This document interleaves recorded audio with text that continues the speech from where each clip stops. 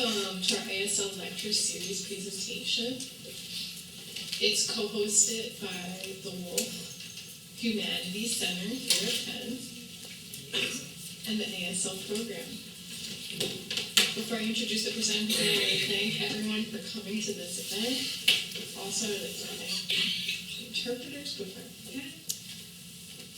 And now I'll introduce tonight's presenter, Dr. Diane Lillo Martin. Received her PhD in linguistics from the University of California, San Diego, and joined the Department of Linguistics at the University of Connecticut in 1986. She's currently the Board of Trustees Distinguished Professor of Linguistics and Head of the Linguistics Department. Dr. Lillo Martin's main research interest is to better understand the human language faculty.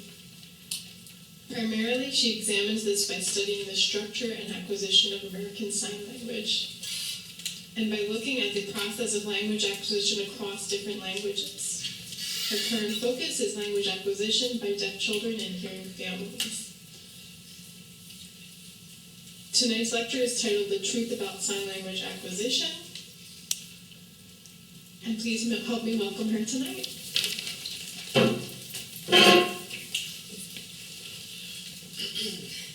Hello, everyone. Oh my goodness, we've got a full house here today. Whoa. This is better than final exam day, don't you think? Okay, thank you, Jamie, for that lovely introduction, and I want to thank all of you for being here.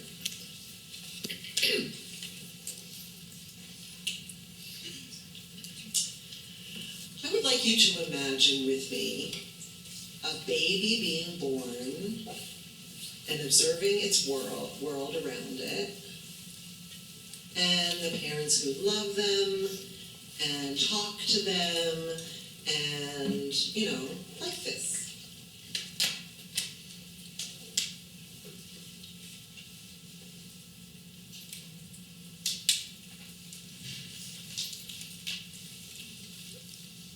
Now what we see here is that babies have to learn language. However, if the baby's deaf, they don't hear that language. How are they going to figure out language? How are they going to figure out how it works? There's no access to, if there's no access to spoken language. As their parents, love them and talk to them, how is that going to work?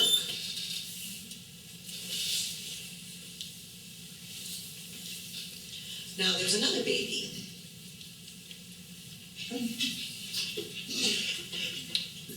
Oh, wait, hold a second. We have to do a little change here. Here we go.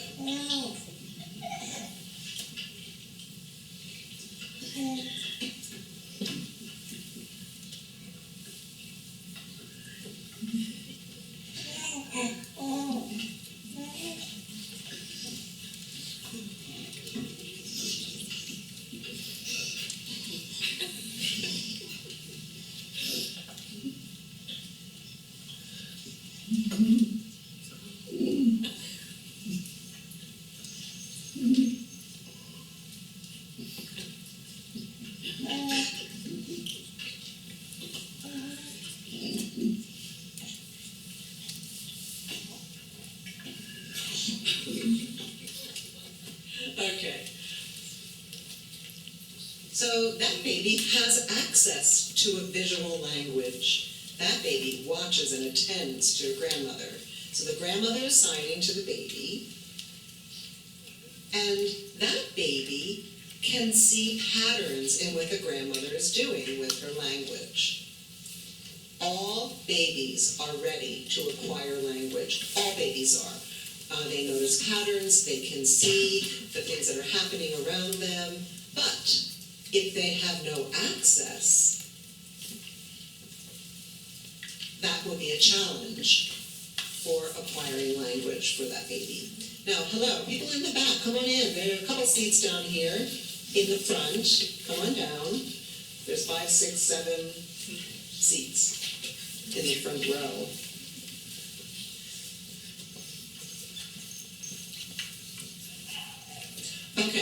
So what we're going to focus on is how children acquire language and ASL. We had to talk about different contexts and different situations depending on what kind of exposure and access the children have.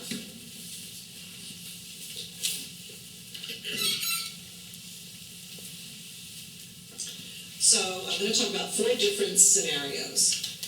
One is deaf children in deaf signing families, so they're exposed to language since birth. The second is hearing children in deaf signing families who also begin to acquire language from birth.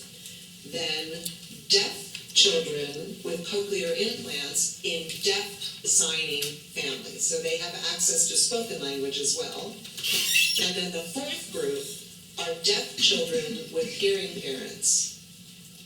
And who decide, the hearing parents have decided that they will learn sign language so that they can communicate with their children. Now, let's talk about the first group, deaf children with deaf signing families.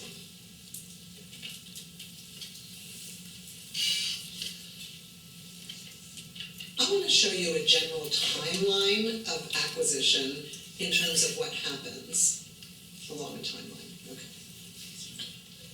So starting on the left.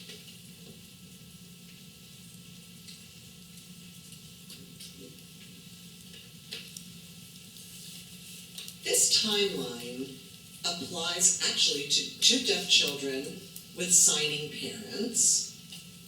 And it's almost exactly the same timeline as hearing children with hearing parents who use spoken language. They really are in parallel. Now, there are a few differences, and I will talk about them briefly. We can see here that children begin their process prior to the age of 1, well before the age of 1. Okay? There's a lot of information that's happening with children in terms of what they are taking in.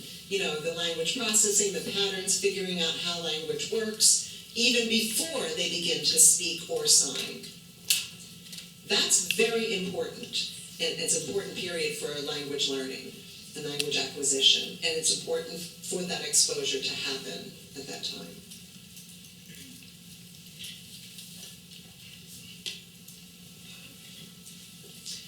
We have a lot of research which demonstrates that babies are ready for language. They're born ready. A baby can detect patterns. Most research that we already have shows that with spoken language. There are a few research studies which show what happens with children exposed to sign language. Now, a recent study, I want to show that from a gentleman who did this research himself. Okay. I have a short clip about his project. Let me show that to you. From Shane Loud.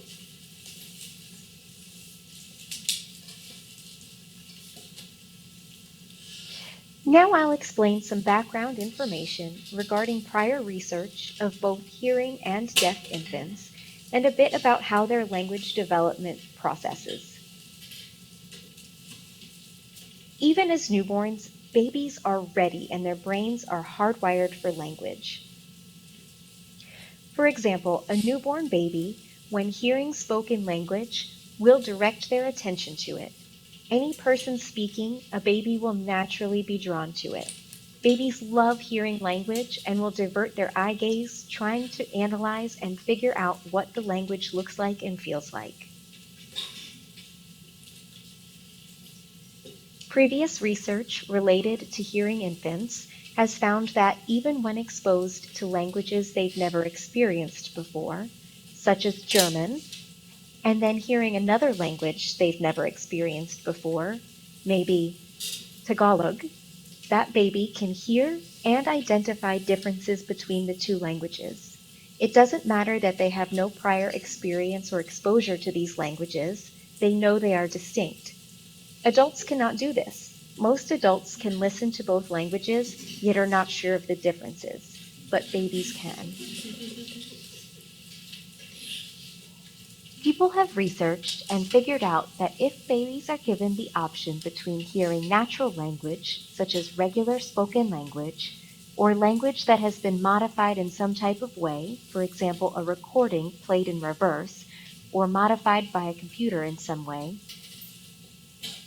young babies show a clear preference for natural patterns of language over artificial or altered language.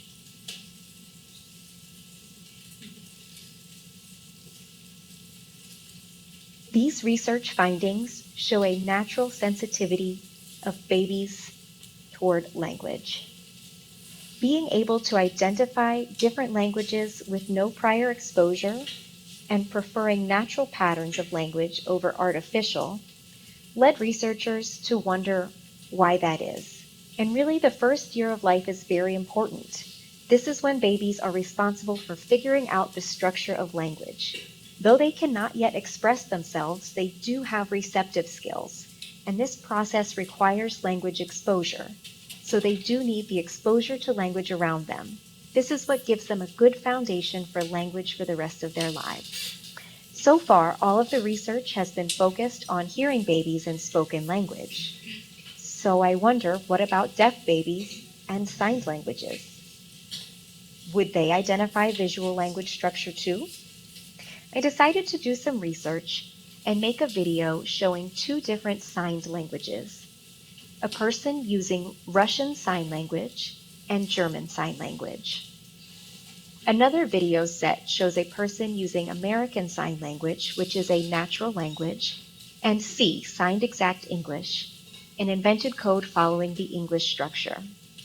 I showed these videos to 14 deaf babies and 29 hearing infants to see if they could identify the difference and if they showed a preference. I'll let you watch the videos briefly to see what the babies saw. First, you'll see the video with the Russian Sign Language and German Sign Language.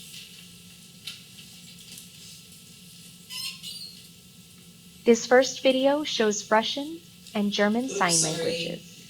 Go ahead and watch to try to figure out if you can identify the difference.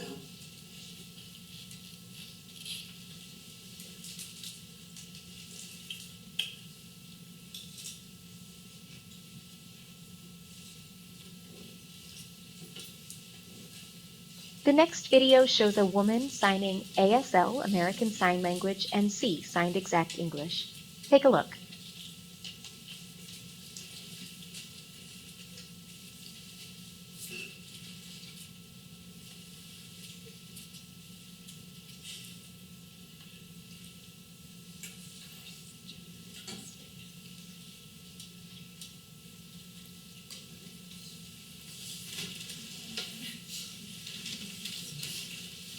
Okay, those are the videos I showed to the babies, and I thought maybe they wouldn't enjoy them.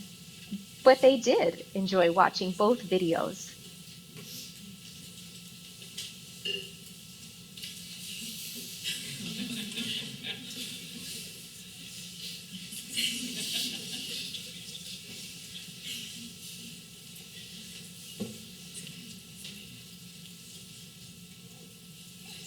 The 14 deaf babies and 29 hearing babies were all shown both video sets, and we counted how long they were attentive to each and to which they showed a preference. To see the full results, you can scan this QR code to visit our website and see the full study. The results summary, however, is that both deaf and hearing babies could identify a difference in the German and Russian sign languages and notice they were different languages. Also, both groups preferred the American Sign Language when given the choice between that and the C, Signed Exact English.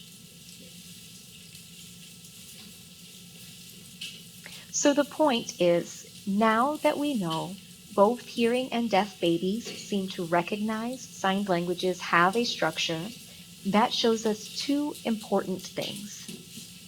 First, sign languages do have a correct structure that babies' brains can recognize as a language and say, hey, that's language that gives me information. And second, deaf babies are ready. Their brains are the same as hearing babies. From birth, their brains want language. Therefore, regardless of hearing status, babies want language experience. Sign language will provide them with the right foundation and right structure to develop language.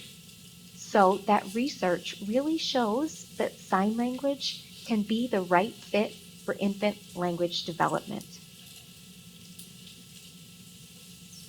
Clearly shows that babies, or we can recognize that babies are ready for language exposure, whether it's spoken language or signed language.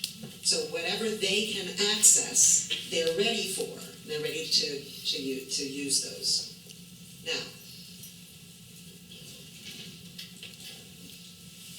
I want to talk a little bit more about deaf children with deaf parents.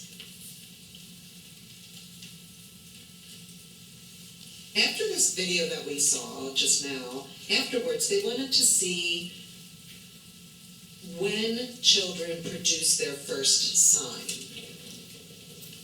And some people out there have told stories, there's anecdotal evidence that, that children can pick up very, very early. They can sign much earlier than their first spoken word. Well, their first spoken word is roughly like 11 to 12 months, typically, for children. That's hearing children. Some people say, well, a child's first sign happens at 6 months. Well, that's a huge difference. That's half of their lives, right?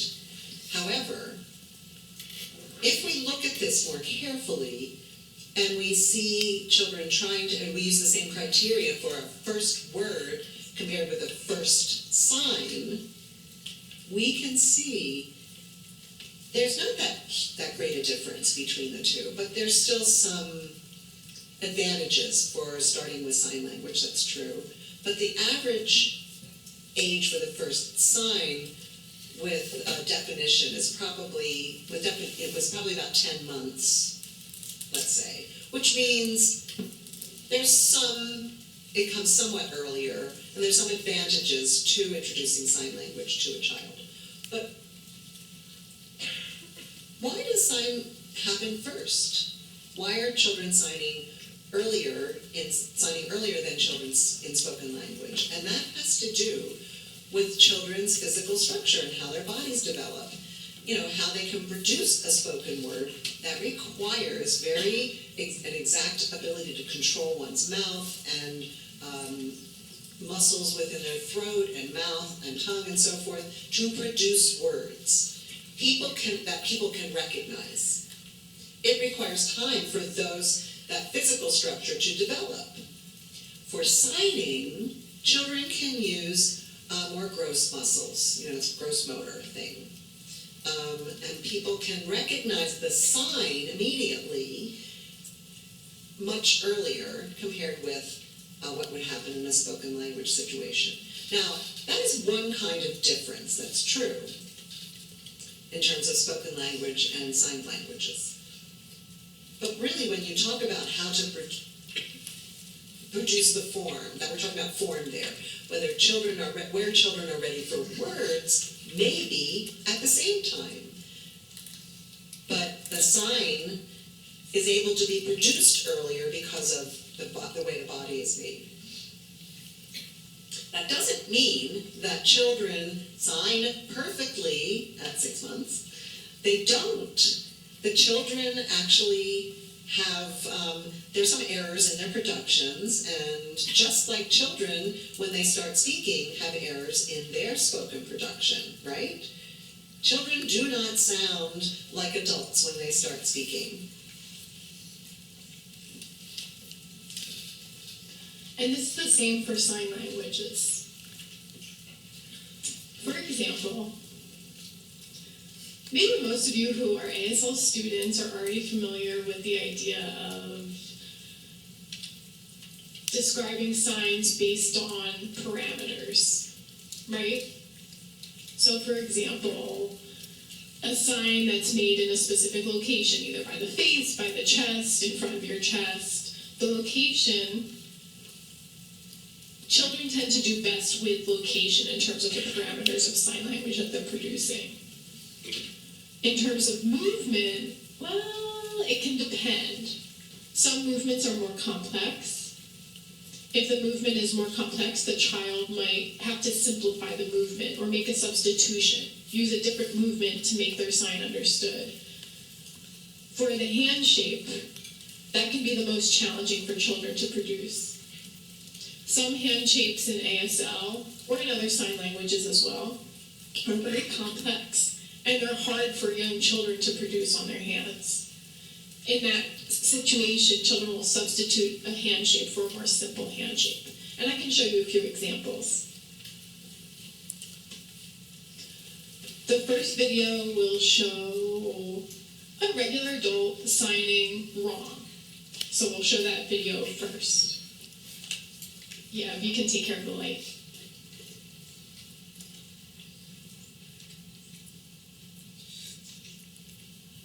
We'll show you again.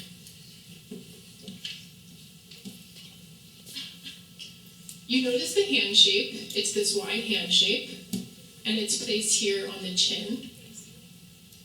And now you'll be able to see a child 2 years of age. I want you to pay attention to how the child is signing wrong.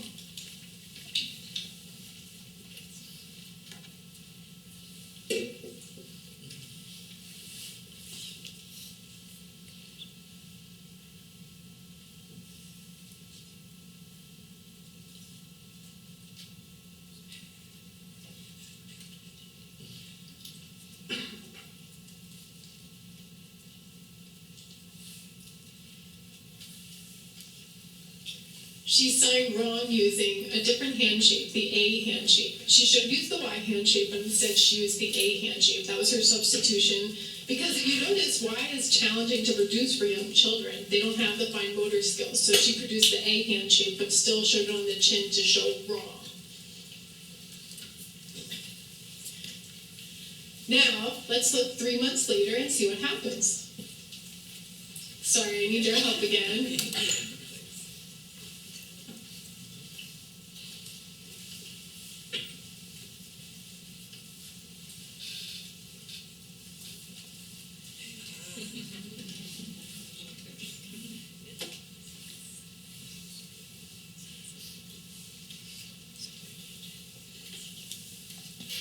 She's signing, she's producing the sign wrong, and she's examining it. You see her checking it out, looking at her thumb and her pinky to make sure she's signing that correctly.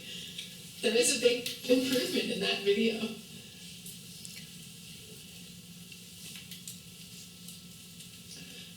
We can see other ways that physical bodies develop and how that influences young children and how they produce sign language and acquire it.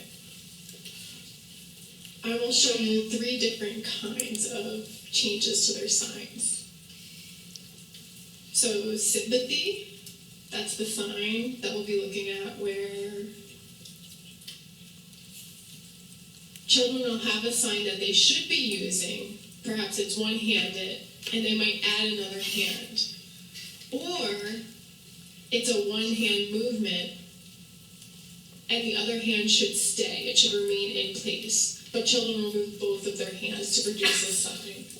So here's an example. This is called sympathy.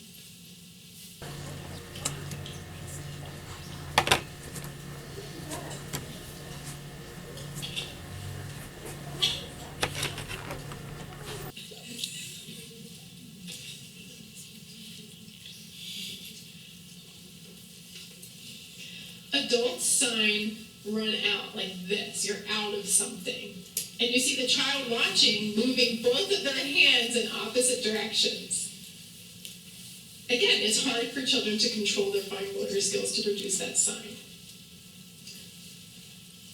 The next example is the same kind of error. You'll see that sympathy error, and you'll see his left hand. Make sure you pay attention to that left hand.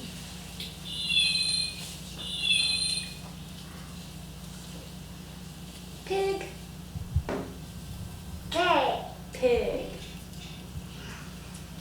Huh?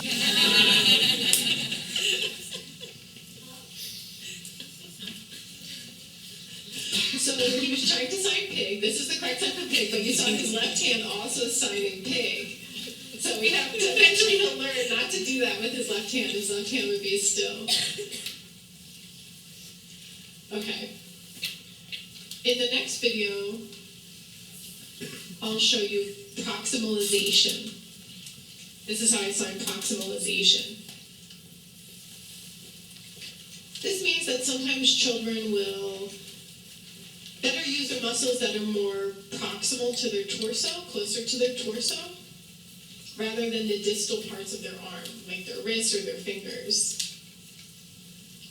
Signs that require the use of their fingers tend to require more fine motor skills, but closer to the body, it's easier for them to control early on.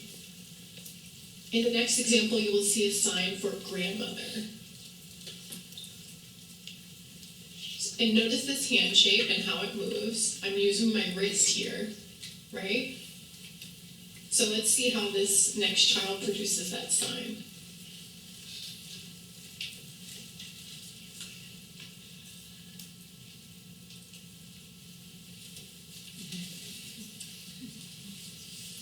That was pretty fast. I can show it to you again. She's signing it like this, where grandmother, the 5-hand shape is moving far away from her chin. And the last example is about repetition. Well, there's signs that use repetition anyway, and children tend to repeat their signs more often than an adult signer would. You can see children signing recognize or to cry with repetition. And the adult will also repeat the sign to show the child. But this is just one example that I'll show you.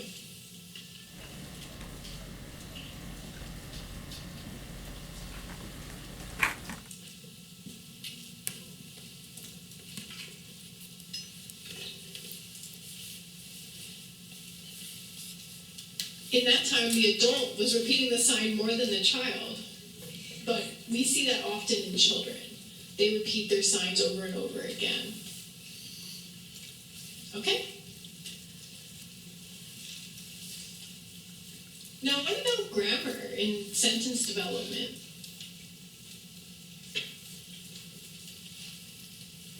Deaf children start making connections between words and building them into sentences. They might use 2 or 3 word sentences. That starts at roughly age 1.5 to 2. And that's similar for hearing children and how they develop spoken language. Deaf children use signed sentences following basic word order. Like in ASL, it might be the subject, verb, and then the object. And they can follow that word order when they're producing the signs. But in ASL, it is permissible to switch the order of those subject, verbs, and objects. So it could be the verb and then the subject, or it could be the object and then the verb. And children know when it's right depending on the context, that those rules are permissible to show that kind of change in the grammar of the sentence order.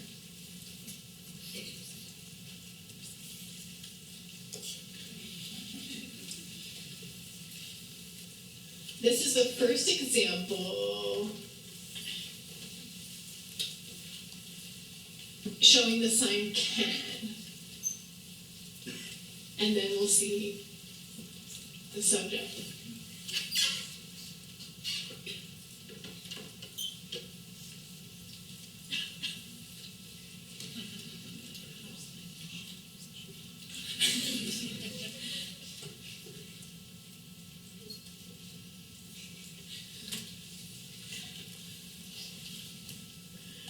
They're talking about dressing herself.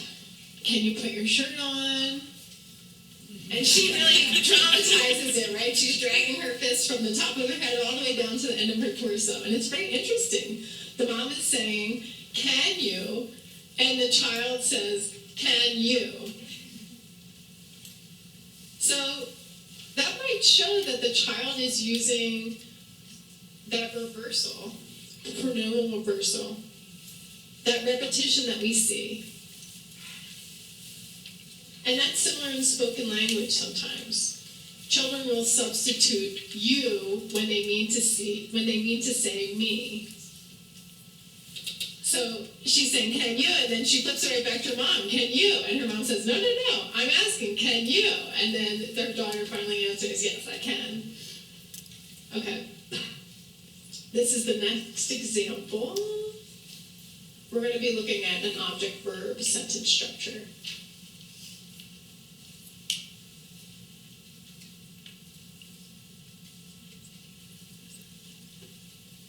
Letter. Writing a letter. Letter write is what she says. So verb and then object. If it was verb and then object, it would be write letter. But she's signing it letter write. Let me show you again.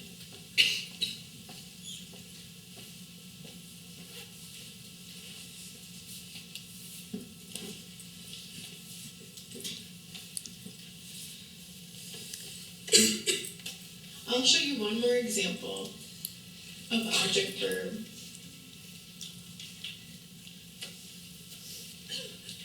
The sign is hat, bring. So she signs bring like this, and from different directions, all different places. But the point is hat, bring.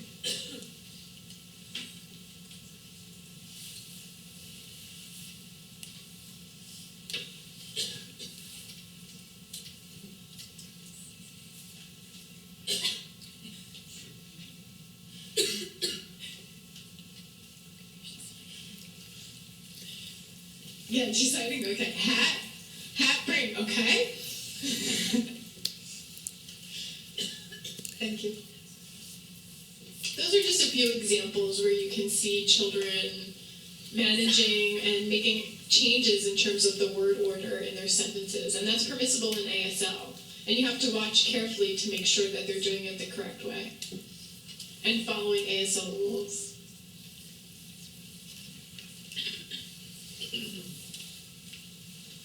Now let's say we want to know more about the variety of sentence structure, syntactic structure in ASL, and how that develops. Now how can we measure that?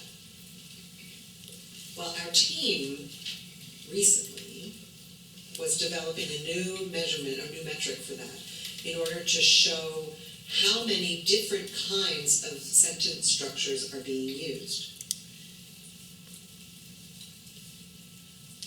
So we made a measurement, which we call ASL IPSIN, okay? So you see it up there, it's printed, and that shows how many different syntactic structures there are that the children are using. Now, we can see a lot from just 4 children. This just shows those 4 children.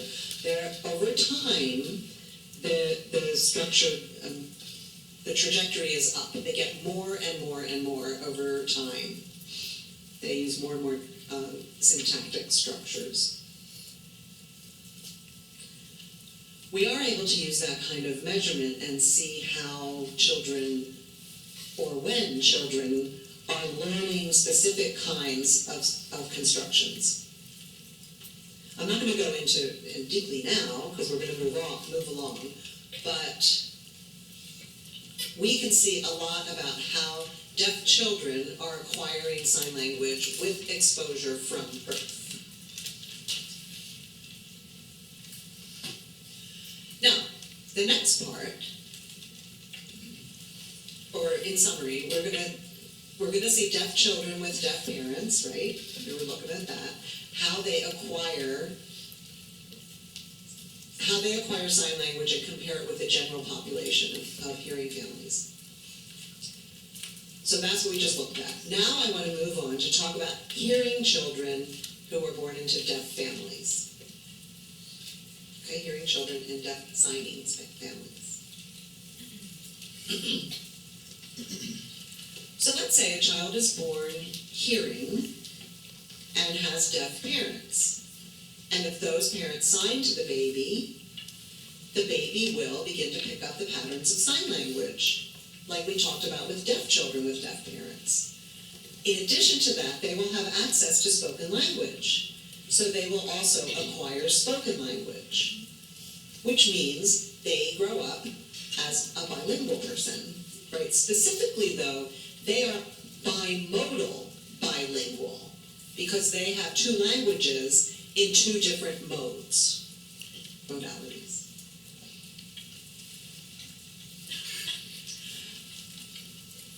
And that happens about roughly 80% of children born to deaf parents are hearing, right? Most of the time, if a deaf couple has a child, they will have hearing children, right? Which means that's a different kind of context in terms of passing along language transmission. There are some parallels that we can see with bilingual families of two spoken languages.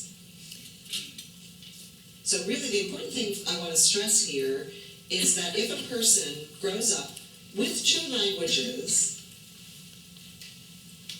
it's not like you have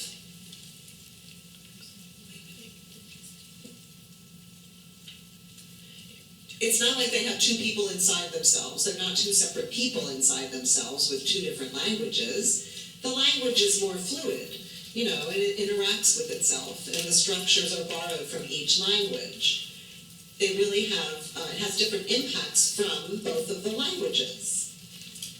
The same thing happens with children who use sign language and spoken language from birth.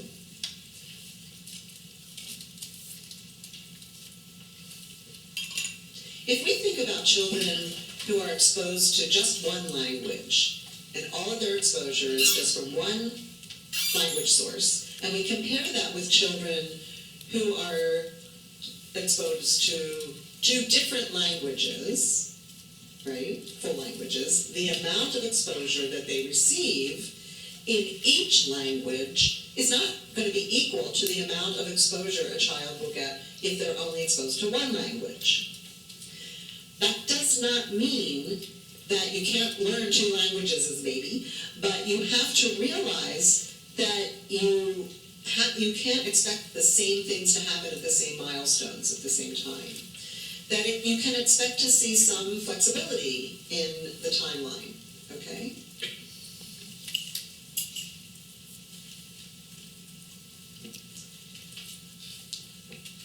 Other kinds of bilingual impacts are, well, sometimes the children will use the structure from one language and apply it to another language.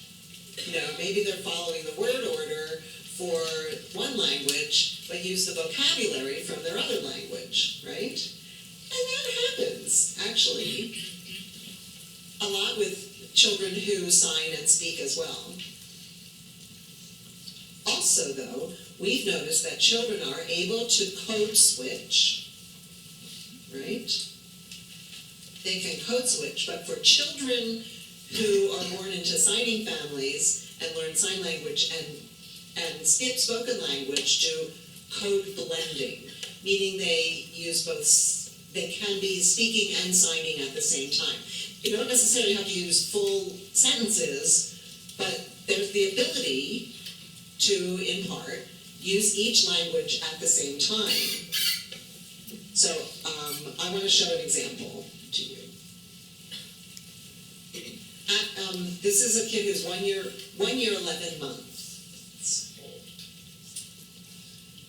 It's a little boy who has deaf parents and he is hearing. He interacts with, he's interacting with a hearing person here who does not use sign language, okay? So the adult does not use sign language. So what are you doing? Where's mommy and daddy? Work. What, they're at work? Daddy work. What does mommy do? Daddy. Daddy work? Mommy work. Okay, so in that video, you can see that the child is speaking and signing at the same time. That child is able to use both languages, simultaneously. So I call that code blending. And that child is not yet 2, but is very adept at doing this. I have two more examples to show you.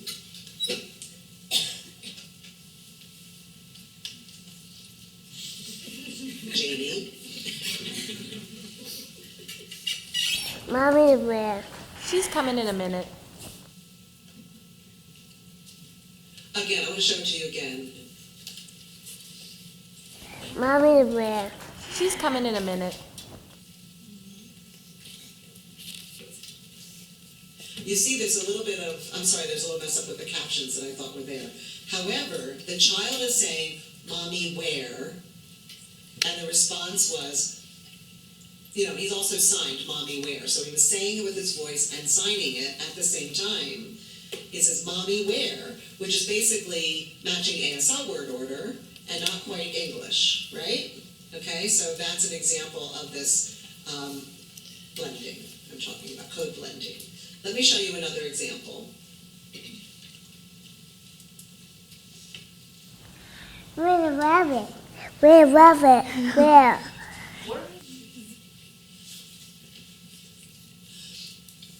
He's signing, he says, where rabbit?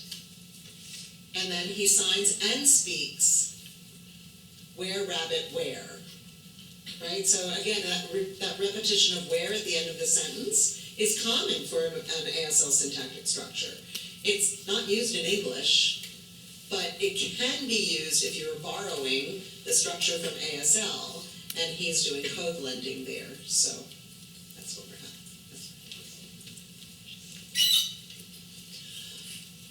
Okay, so in summary, for hearing children who have deaf parents, they develop as bilinguals, right? They grow up as bilinguals. They can have both languages.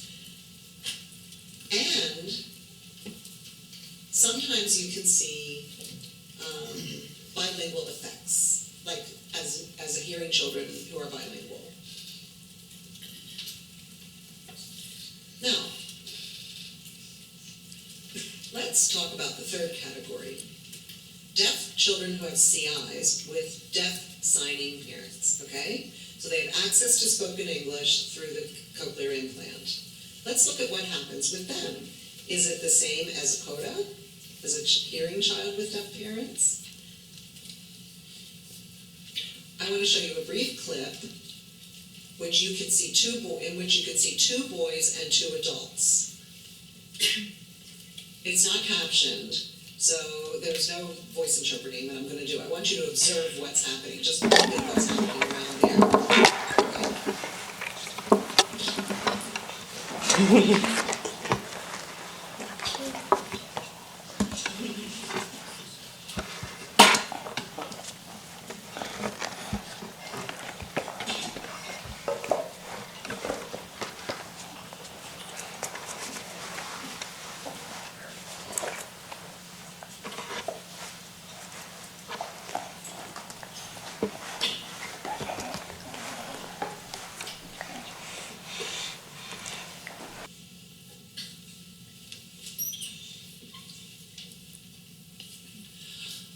It's a typical conversation a family might have, children who are 2 or 3.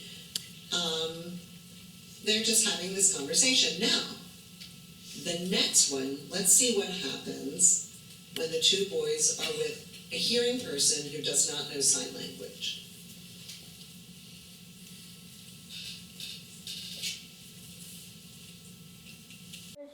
So see what happens if you put the marble on this one. Look, it can go. No, I'll do it. That's pretty that cool. way. Yeah. Let's see if we can connect these guys. It can go through. This mama. Like that. Like that. Watch. Look, the marbles here. Lots of marbles. Mm-hmm. There's lots of them. You need lots of marbles. We have to buy Okay, some so of we them. need one. We need a bag with lots of marbles.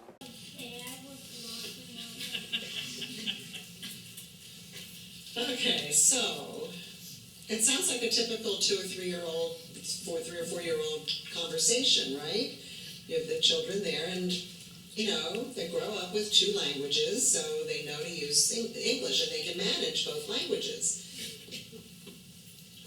We did a study with these children of a particular, this group, and there were a lot of different stimuli we used in terms of measurements, and I wanted just to share two quick results.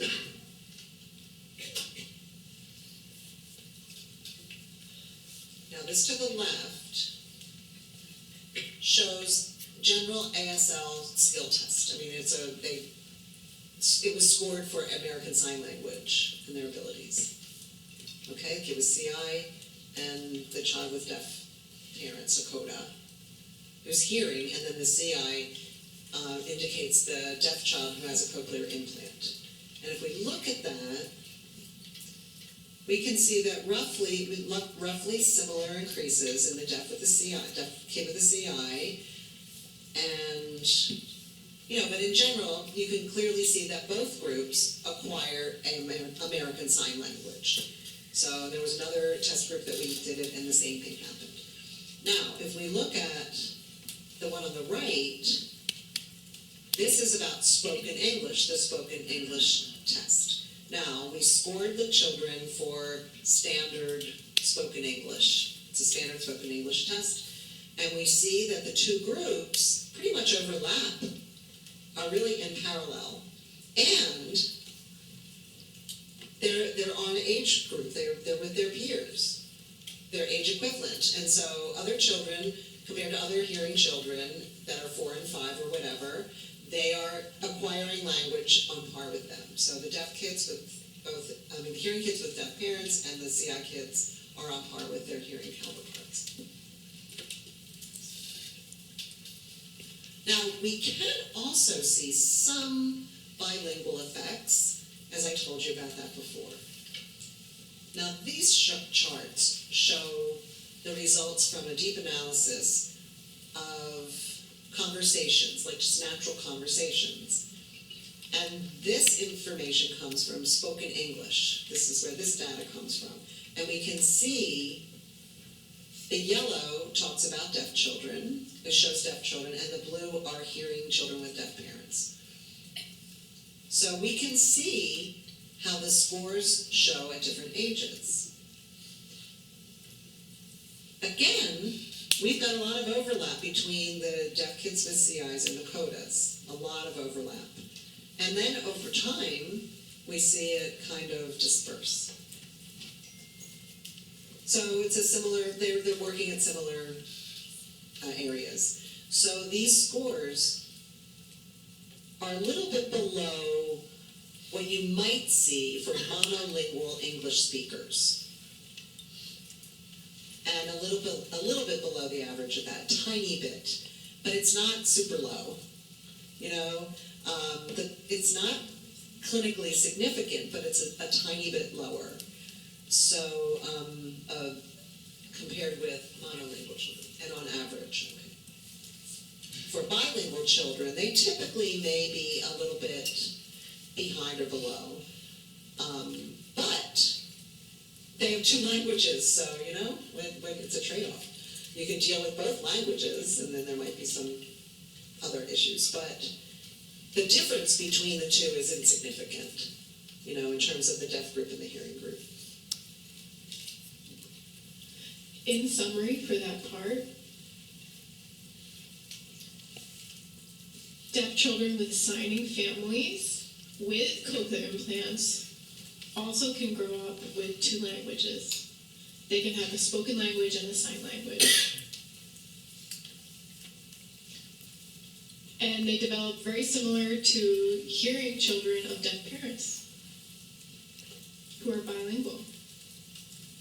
So we've gone through 3 of the groups.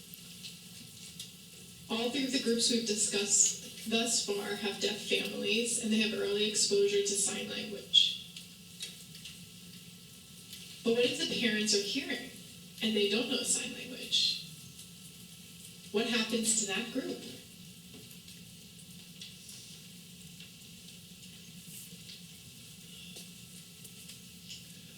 Most deaf children are born to hearing parents. So again, we looked at the 3 prior groups, and there's a really small percentage of deaf children with deaf parents. It's about 5%. That means most children are not in those 3 groups we just discussed. So what happens with the largest group?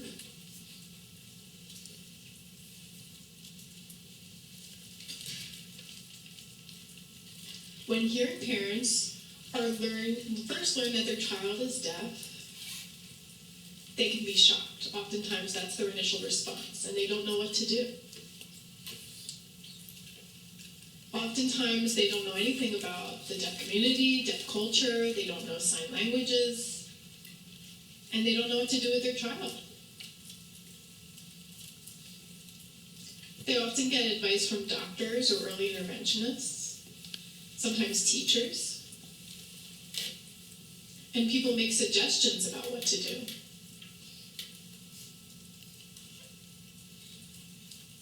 Oftentimes, the suggestions that these professionals make, they prioritize spoken language. The professionals want their children to speak. They say if you want them to speak, then you need to have a cochlear implant so that your child can acquire spoken language and rely on spoken language. But sometimes parents might think, should I learn sign language? Should I expose my child to sign language?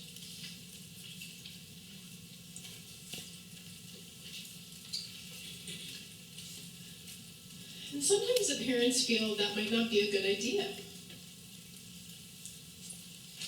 Sometimes the parents are concerned about issues. So, for example, the parents might believe that they should focus on spoken language first. That spoken language is really important and we must first expose the child to a spoken language. And if they don't succeed with spoken language, then it would be easy to learn sign language later. The problem is, it's a critical period for children to develop language, whether it be spoken or sign language. Both have the same critical period for acquisition in young children. So if parents decide to focus on spoken language first and think, okay, well, we'll learn sign language later, that can cause problems for the deaf child.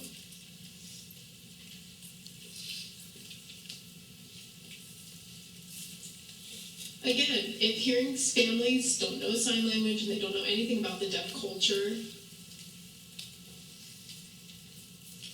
they might think signing is okay just to help or support spoken language. It's kind of a temporary fix to a problem. But they don't actually believe that sign language is a full language and that it's adequate for the child to express themselves. And that's incorrect as well.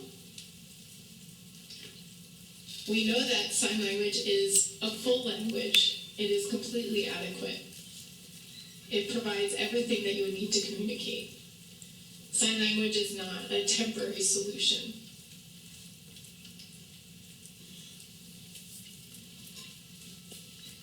And the third concern that parents might worry about is that I can't sign good enough.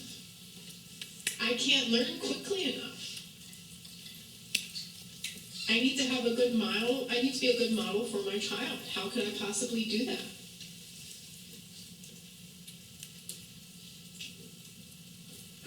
Who studies that? What's the evidence for that? There's almost no evidence for that. Our group started working on this topic.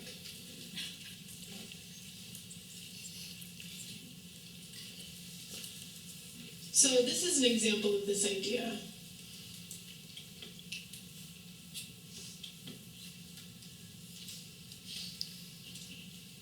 This researcher said, it's okay to sign for deaf families, but if there are hearing parents, they can't learn sign language good enough.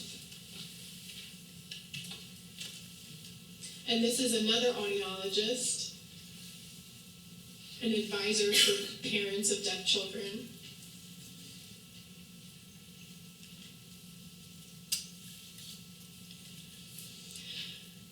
She says, I'm trying to speak Italian. If a child had to learn Italian from me, that wouldn't be enough information for them to become proficient. So hearing parents might feel the same way about this.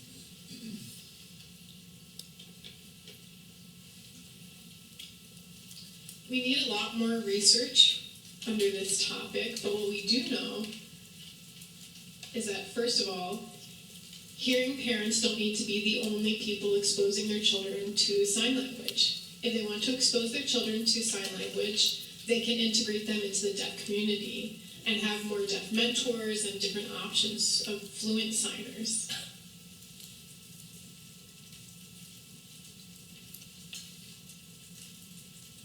The quantity of the input and the quality, but not just quality. And the age at which the child is exposed, the duration of the sign input,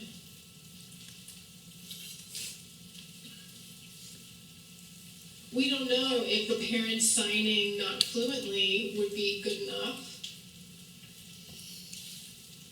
but the quality is very important. How much time do we have? Just 20 more minutes? Okay.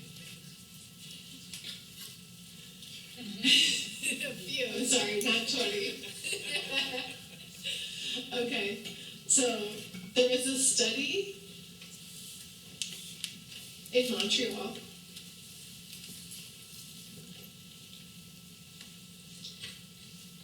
where deaf children had hearing parents who were planning to get them cochlear implanted. And the parents decided to use sign language until they got the cochlear implant. And they thought, maybe a little bit after the implantation, but the plan was to eventually stop using sign language. Even though the parents themselves were not fluent signers, and still those children did better on tests for their general language skills and their finger spelling memory, phonological memory.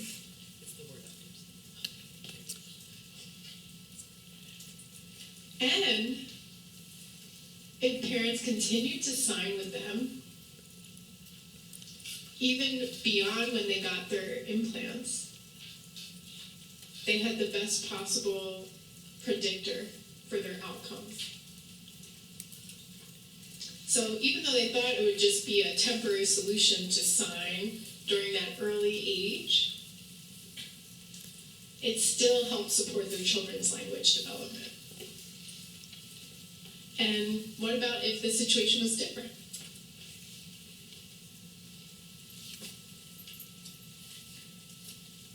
So this study looked at deaf children with hearing parents, and it looked at their vocabulary.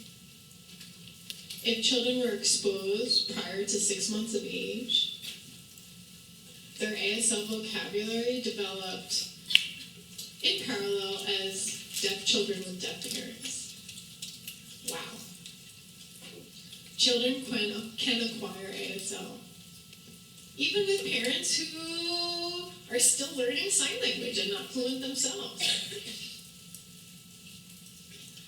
And if children's sign vocabulary is high,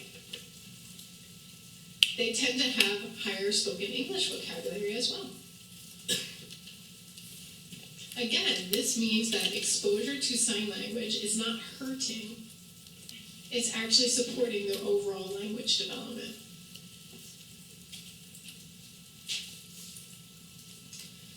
Now I'm working with another team. I'm working with a family who decided to move forward and learn ASL. And this is the research group I'm a part of.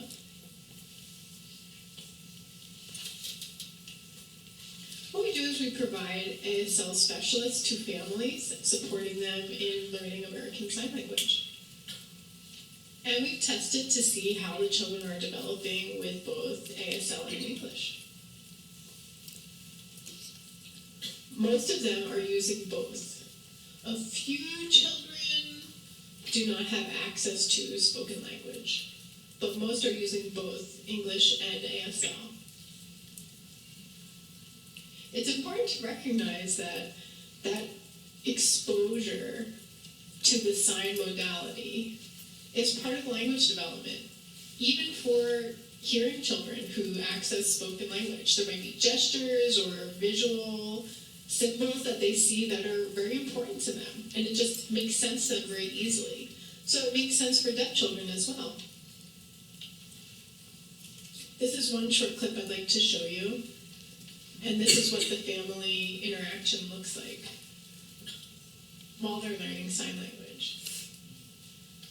So the girl that you see in the corner, she's deaf, she has a CI, and she's using some spoken English in the video. So I asked the interpreter to come up and interpret what she's saying for that girl.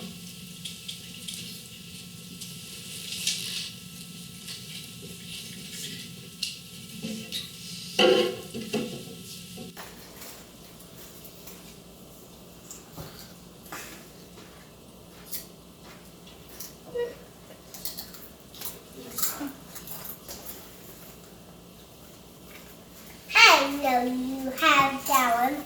I'm trying to pick it out.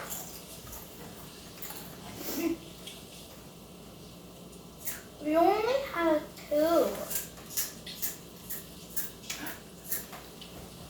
I have more.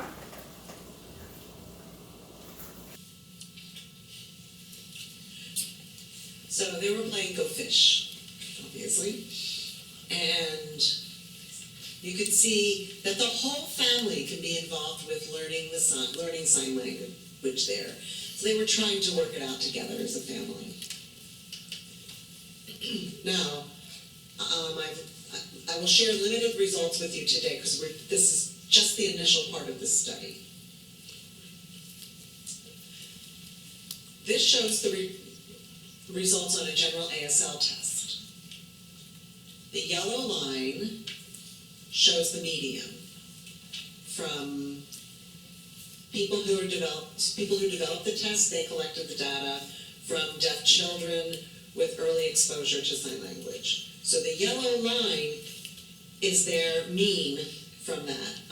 So then the other 2 lines, the green and the pink one, show 75th percentile and the 25th percentile. And then you see the bars go up and down in terms of the score. So they're in between those 3 of those rates. So each one is a participant. Each of the bars is a participant in our study. So we see almost all of them here are, gaining, within that, we're within that range in the mean. Okay? So they're learning ASL. The children in comparison with other deaf children with early exposure to sign language. Now, in terms of the English results, this is data from 5 children. We used the same measurement I showed you before. You remember with the yellow and blue dots? Remember that one? Okay, it's the same metric. We measured their English, their spoken English. Now when we look at that, and you can see where the graph goes, when we compare that other graph that I showed you earlier, it's basically in the same range. The children have the same trajectory in learning spoken English compared with the other children that we studied, the bilingual children that we studied. Also compared with children who used 2 spoken languages as well, but that's a different study, so I won't get into that right now. However, you can see that those children who are doing pretty well, some overall, some are, with both, ASL and English, both of those languages are done well, and some are stronger in one language than the other.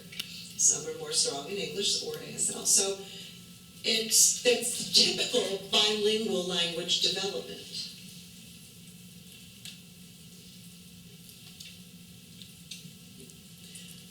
So, as with other children who have sign language and bimodal, bilinguals, this is similar to what we've seen before. So, even though the parents haven't yet demonstrated how well the parents signed, we do have that data, we're looking at it, we're studying it, but I haven't got any kind of thing to show you right now. However, basically, I can let you know that parents come in a variety of fluency, and they are learning, maybe a year, maybe 2 years at the most, and they're signing as well as they can. But the children are doing very well with their language development, which means parents should not be so worried about their own fluency or their lack of skill. It's necessary for the parent, it's not necessary for the parents to be fluent. The important thing is for the parents to communicate with their children.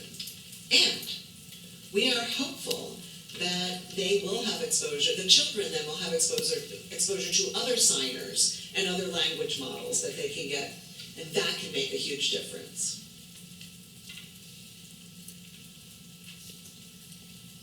Many parents who are in our study have let us know that they recognize the benefits of using American Sign Language, even for children who really, are acquiring English and developing great fluency in English.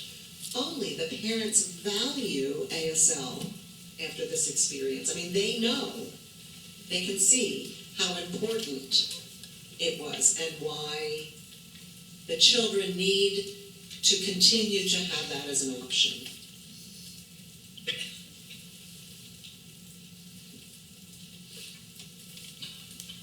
So, in summary, up to this part, hearing parents with deaf children can choose to use sign language, to learn sign language, and expose their children to that. Even if they want their children to develop spoken English, they can still choose to use sign language with their kids.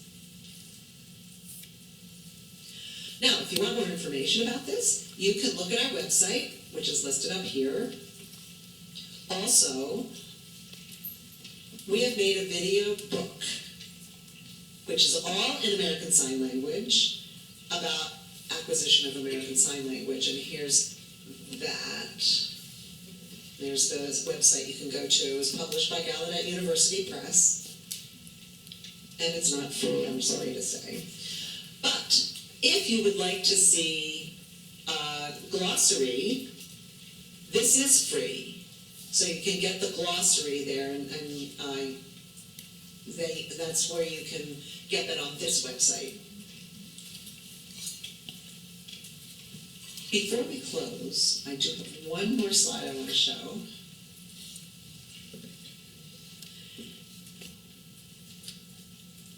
You've all heard of the World Federation of the Deaf, right? WFD. They have a charter which supports the rights of sign language for deaf children. Or a general language rights, is a human right. Having language is a human right. So the WFD has proclaimed that deaf children have a right for such a sign language. And this gentleman, this is the recognition of sign language. It's international. It's in the World Federation of the Deaf. You're looking a little puzzled because, he's signing an international sign. That is not American Sign Language. So if you want to learn that, go right ahead. Anyway, this gentleman says, let me tell you how to do this. Do it with me. All sign language is a right for all. So sign language, that's what I'm signing, rights for all. Okay, excellent.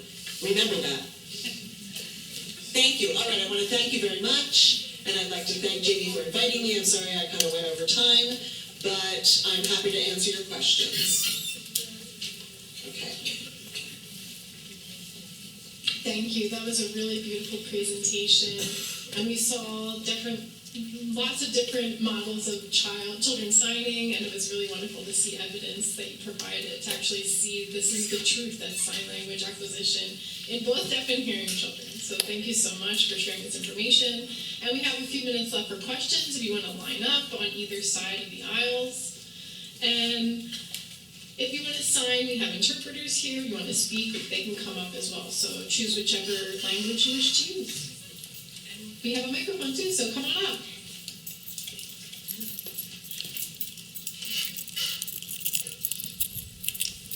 Hi, my name is Andrew. It's really nice to meet you. Andrew, can you wait 1 second? Oh, Thank you. Thank okay, you. great. Hi, my name is Andrew. It's really nice to meet you. My question is about I read a lot of studies recently about socioeconomic status regarding cochlear implants and how there is kind of a big disparity between low-income families who can't afford cochlear implants and how that speech development kind of differs between class sizes, especially in the modern age today. And so I'm kind of curious on what you kind of expect as the language development between low-income families as opposed to high-income families, and especially since low-income families don't have especially the time to learn ASL to teach their children, especially with hearing families and their deaf children. And so I kind of wanted to know your opinion and your kind of idea of what the future holds for that kind of disparity. Thank you. Okay. Wow, that is a great question. It's an important one because you are right. It makes a huge difference. And to be honest with you, the families in our research are people who have resources for getting the implant, for the time to go to speech therapy with their child, to go to classes to learn American Sign Language, to advocate for their children, and that's our sample. So they do have resources in our research project, and not everybody has that. You know, you're right, it's a very important issue. Because also, and maybe you all know this, but cochlear implants does not mean, you flip a switch and they become hearing. The child must go to training and must be taught how to recognize the sounds that they've started hearing, as well as learning spoken language. And the cochlear implant sounds are not normal. They don't receive normal spoken language access. So I have read about some places where insurance maybe will pay for the surgery, but they don't pay for the training afterwards, right? So, and that won't work. So, what we need is, I think, more resources to be provided for people to learn American Sign Language and to receive the training or whatever it is for the families to be able to take advantage of a cochlear implant. For example, perhaps with the daycare with sign language, like if deaf children and hearing children have a mixed daycare, for example, with good sign models of the adults. Because also it's important for children to have peers, right, to use the same language that they are learning. And whatever kind of support society could provide for families, they need to provide that. I think it needs to provide both sign language, and if the family chooses to have spoken language, they need support with that as well. But not just throw in a cochlear implant and then you're done. That's not how it works. It's a lot more than that. It's a lot more complex. But you are correct. It's complicated.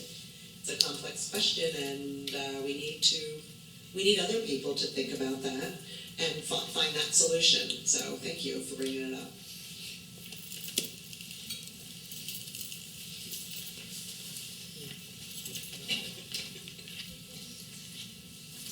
Hello, My name is Isaiah, and my question for you today is, how should society redefine language access for deaf children beyond spoken language achievement?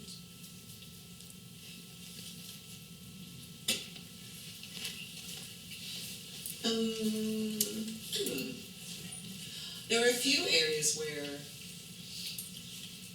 like, different states have laws where they're talking about what the expectations are for deaf children. One group of laws are called LEAD, L-E-A-D-K, which stands for leadership,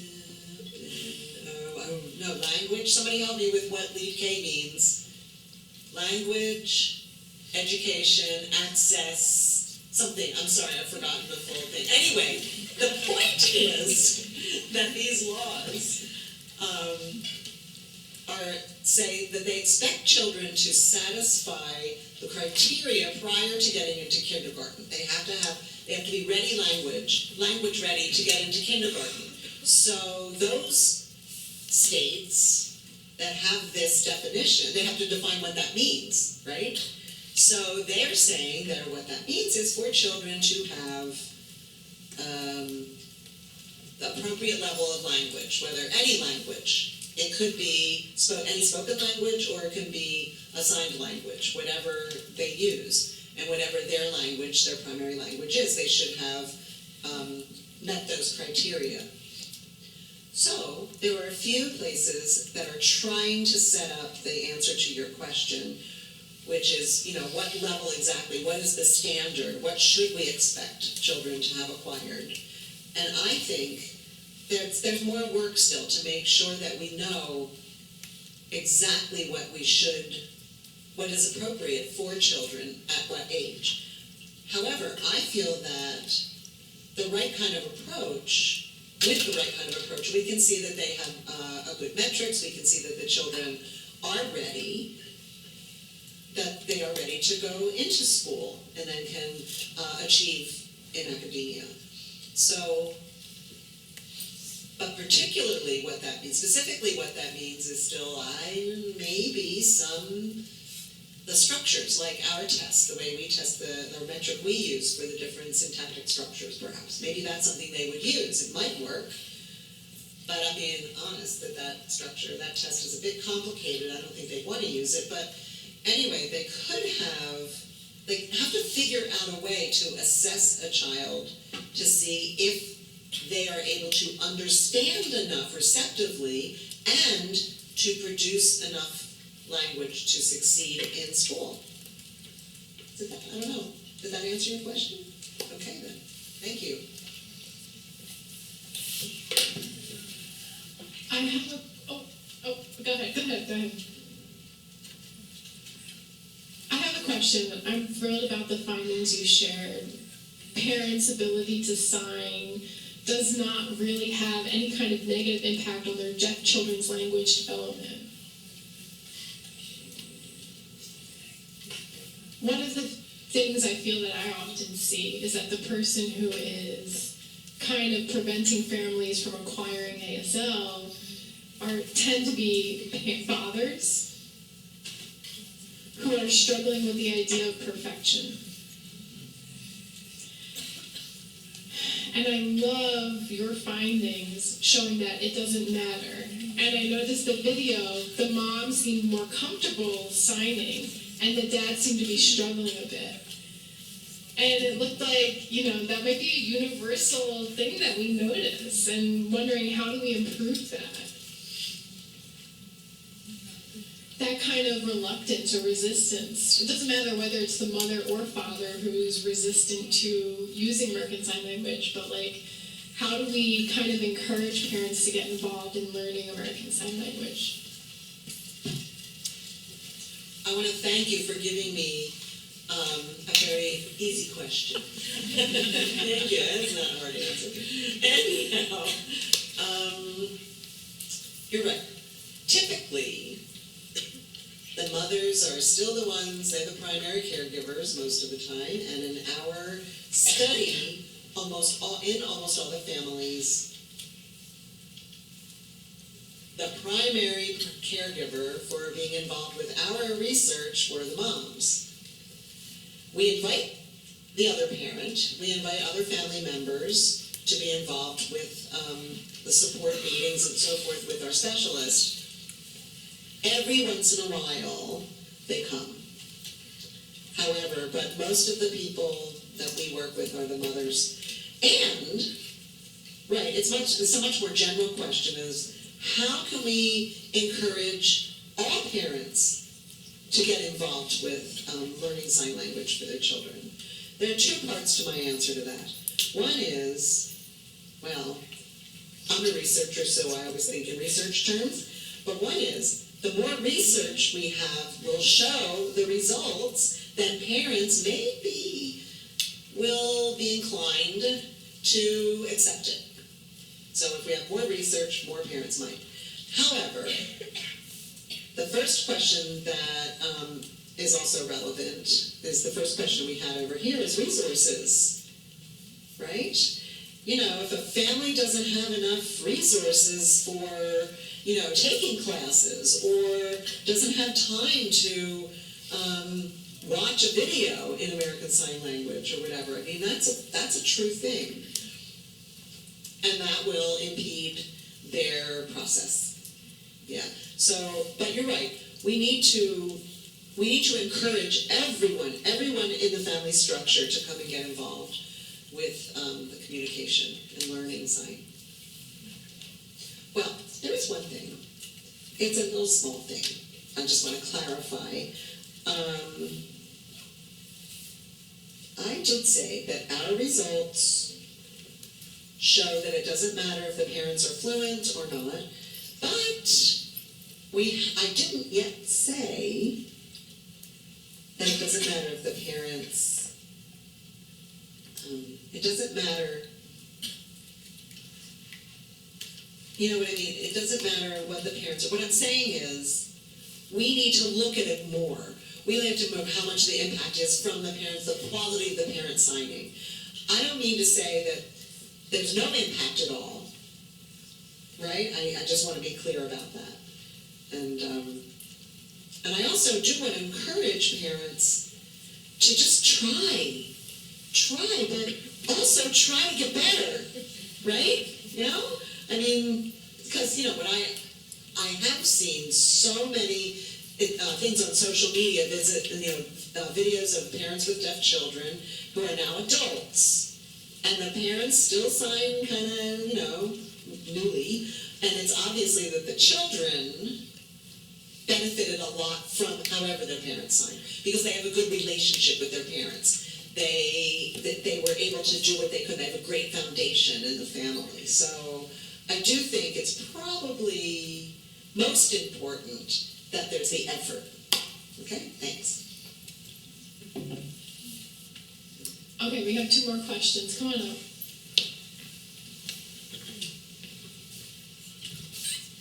Wow, this was excellent, really. So, for people who want to see the data, you have the evidence now. How do you get funding to support that? And connected to Neil's question, I was thinking more of the grieving side of parents who have this vision of they're perfect, you know, you see those commercials, this is my perfect baby, but then they grieve and they struggle and they find out that they have a deaf child. Your research shows 4 different groups with language. And, you know, there's no doubt about those 4 groups that you studied, but I'm curious if you have anything that shows a child with no language at home. I don't know if you have any statistics on that, so we could compare the success rate. And also, it would be nice if that same cohort, you know, you could follow them until they're 17, 18 years old to see where do they end up. That would be really nice to see a longitudinal study.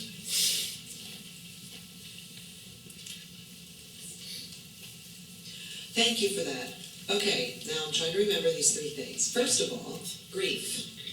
Grief is real. Hearing parents go through a grieving process when they find out their child is deaf. It just wasn't what they expected. And we need to honor that.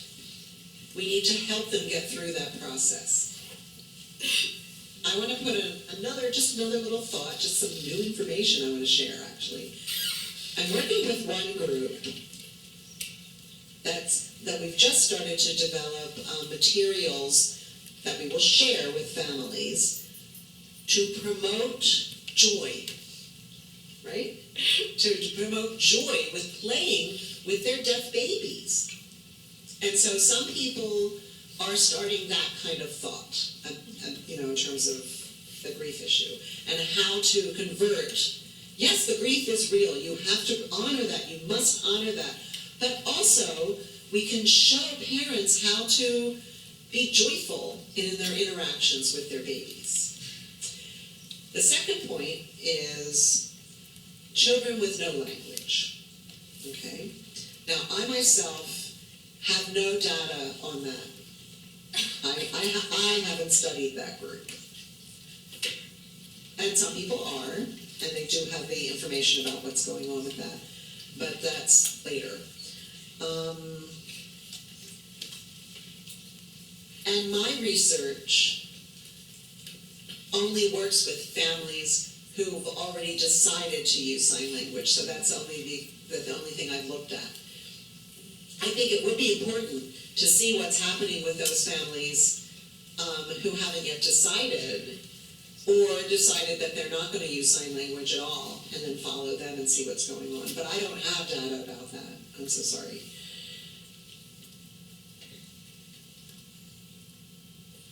I know from anecdotal evidence that for children who have no language at home, the consequences can be severe. It's a huge challenge for them. So we know that. And that's important. That's an important issue. The third thing I want to say is that indeed, our research team, we are now thinking about, well, now we have this, NIH grant, and which is going to run out very soon. So we're thinking of applying for funding, and I wonder if we can go back to those families again and have them come back and do a little bit more of a longitudinal study, or what can we do? We may see that in the future. We're thinking about it, and it all depends on, of course, the funding. So please vote for an increase in the NIH funding. I will love it. Last question.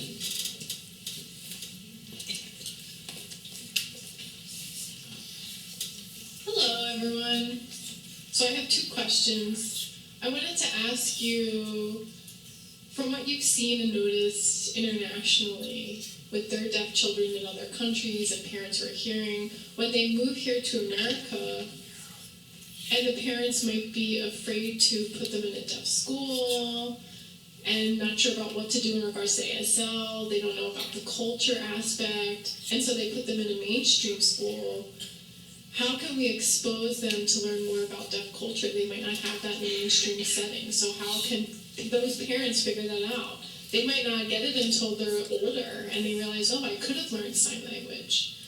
I also noticed that growing up, parents who won't sign with their children and they place them in a mainstream setting, and they depend on the interpreters who are using more of an English rather than American Sign Language. And inside they feel like there's this misunderstanding and their skills don't grow, and it's kind of a waste of their time. Then they interact with other people and see that they have success because they had access to sign language. Okay, thank you.